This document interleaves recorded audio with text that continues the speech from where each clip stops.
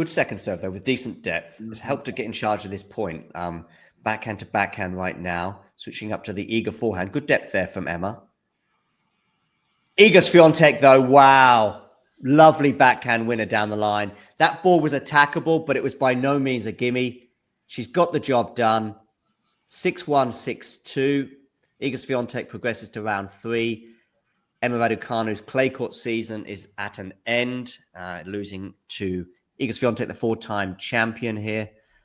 Carson, what are your thoughts on this match? This is a great match from Iga, the best I've seen her in a while. Like, honestly, you just show me this match a year ago and say that it has happened during her title run last year, it looks like it fits in. It's that level of match. So really good to see this from her. Maybe getting a little bit of confidence at a venue where she's performed extremely well over the last 5 years. Much bigger challenges to come. Obviously, Raducanu on clay is not going to be the most difficult match that she has, but I think she can feel very good about her game after this win. Yes, agreed. What do you think, Brenner? I thought it was a very confident performance. I think from the ground, trusting her ground strokes really well, and hey, getting to the net too. But yeah, I mean, going for some shots, particularly as you saw on match point, going for the backhand down the line, really forcing the issue, forehand up the line, getting to the net. It was confident all around. I think the movement is looking really, really, really good as well. So. All right, let's have a quick listen to Iga. She speaks to the aforementioned Luca Pui. Yeah.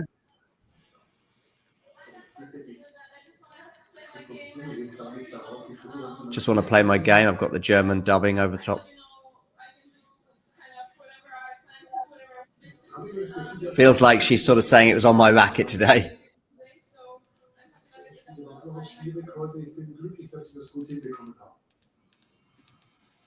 Yeah, she's very happy that she was managed to execute her plan today, let's say. Oh.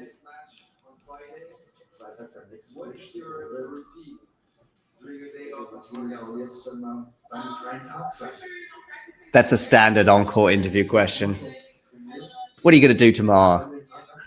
They never say, "Oh, I'm going to Disneyland Paris." Yeah. And these players, of course, get to travel the world, but probably rarely get to see The fun stuff. Yeah, the fun stuff. Yeah. Okay. So who is Iga playing next? Do we know? Winner of Sarah Balak and Jacqueline Christian. And how is that going? They play later today. That's on, I forget what court that's on. Okay. One of the outer courts. All right. Yeah, Christian ranked 60. And I've yet to see the stats from this particular encounter between Iga and Emma. I'm going to try and get them up on the screen before we bring this stream to a close. But just a reminder, if you're just tuning in, Iga Swiatek has won 6-1, 6-2. Emma had her chances. She had, I think, a game where she forced 3 breakpoint chances. Brenner also highlighting one right at the beginning of the match that Emma had. So had chances to make the scoreline more competitive, but that's probably about as far as you can stretch it for Emma. It was ultimately a pretty comfortable win for Iga Swiatek. Let's see if I can get these stats before we run out of time, so to speak. 1 hour, 19 minutes for this entire encounter. Actually, that's pretty lengthy for a 1 and 2. I think Iga often will get a 1 and 2 done in an hour as she heads off court. Just have a quick look at these stats, and I want to get your views on this as well. Emma did increase slightly her second serve winning scenario. She was 29%, I think it was, for the first set, eking it up to 35% in the second. So she was being killed there on her second serve. I think we saw that a lot. And once Iga was getting her teeth into a rally, it was rarely in doubt. Brennan, what are your thoughts? You're talking about the encounter here? Sorry, I missed that. Well, either the encounter or all the stats that I've just highlighted.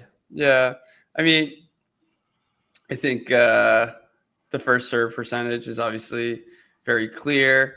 I think, she doesn't need to serve that big. I feel like that hasn't been something that, defines her game by any means, but, obviously the +1 is important. Playing with, fair margin, I feel like in these rallies, but as Iga likes to do on the surface, just very dictate, kind of have you on a string, hit to the open court, get you on the move. So I thought she did a good job executing that.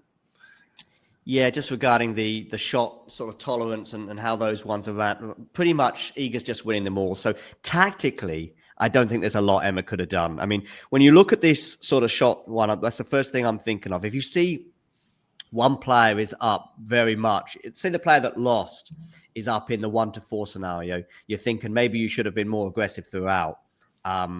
Or if they're, for example, up in the 9-shot +1, but they're losing the match, then again, you would probably say, be a bit more patient throughout. But I think here we're just seeing total domination from Iga throughout and winning almost double the number of points. Well, not quite double, but 63-39 in terms of points won. Okay, I've got a simple question for you both, but I'll come to Carson first. Carson, is Iga Swiatek winning the French Open? And if she isn't, why isn't she? Right now, I would still say no.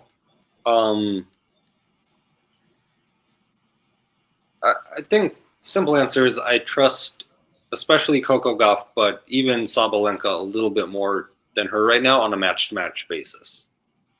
Mm-hmm. This is a great win from Iga, but it doesn't necessarily erase everything that we've seen the past 4 months, really, that has happened after the Australian Open. Fair enough. Brenna? I think she does win it. I think. Okay. I think, Carson, you do make a good point though about, like, I guess the body of work this clay season. It's like hard to forget that just after a win over Emma Raducanu, where you're a huge favorite. She's gonna look that good, or she's likely to look that good. But I think actually, for a reason you stated, was from a match-to-match basis, yeah, maybe better. But I think in these bigger matches, I think that Iga should be filled with confidence, having the experience here. Having won it many times. And I think she does have that edge over, Sabalenka, Gauff on this surface. So that's where I just think, those bigger moments, she's been here before. She has the ability to clutch up. And I think that kind of mentality, experience, and overall, like, trust in her game will allow her to prevail. For me, her tournament may well be defined by the 4th round encounter, whether it's against a Raducanu or Ostapenko. I do have her emerging as a winner in the 3rd round. We already touched on her potential opponents there, but her tournament, I think, will be defined by that, because I think that'll be possibly her toughest assignment in the tournament, at least until the semis. And there's no guarantees that we're going to get Gauff and Sabalenka.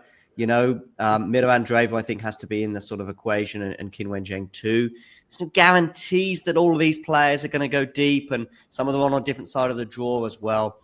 So we do know that there's a very good chance that she'll be playing Raducanu or Ostapenko in the 4th round. And I think she wins that. I think she beats Paolini if that does happen in the quarters, despite the improvements that Jasmine has made. And then she's got a semi-final, which would be against Coco Gauff, I believe. Again, that's defined depending on Coco getting there. So with all the variables, there's only one thing that we can sort of kind of rely on, and that is the fact that Philippe Chatrier, Roland Garros, is a place where she's won the title 4 times, not 40 times, 4 times. And she's only lost twice at the French Open. And I think we had a stat at the beginning, it was 26-2. So that'll now become 27-2, I think. So, yeah. Now, that's not me saying it with any confidence, but I am just thinking that this result today, this performance as well, can give her some confidence. And it could be just one match. It was just one match last year. It was Naomi Osaka. Yeah. That win at the French Open. Everything else was a cakewalk, and none more so than the final. I mean, the final was as comfortable for her as any other match in the entire tournament, Naomi Osaka apart. So it was one match, and it might well be the same this year because, as I say, Sabalenka's vulnerable. She can lose matches on clay. She's lost to Mira Andreeva. She got sick last year. And if it's Sabalenka if it is a Sabalenka-Swiatek final, we've yet to have a Grand Slam final, of course, that'll also suggest that Iga's got over some sort of form hump. Do you know what I mean? So one of the biggest arguments that Carson certainly highlighted, and I know Jack was very keen to emphasize before the tournament, is the form. Well, she's kind of reversed that if she gets to the final, because she hasn't been in a final since Roland Garros last year, at least in terms of the WTA singles tour and slams. So she will have reversed that. You know, I still think Iga, because of her extremely high expectations and of her pedigree at Roland Garros, a final loss would be painful in whatever shape or form. But in terms of actual results, it'll be easily her best run of the year, without a doubt, and best run of the last 12 months. Anyway, I've had my little say. I don't know if either of you want to react to anything I've said before we do officially bring this to a close.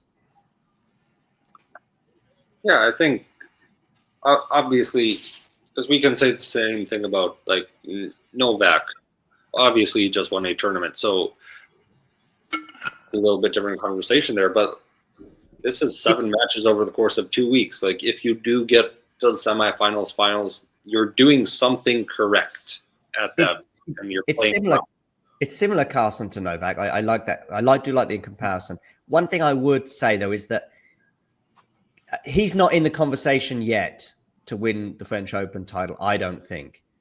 He might be by the time we get to next Friday, whereas Iga is in the conversation. There's a different sort of starting point, I think, with both of those two players.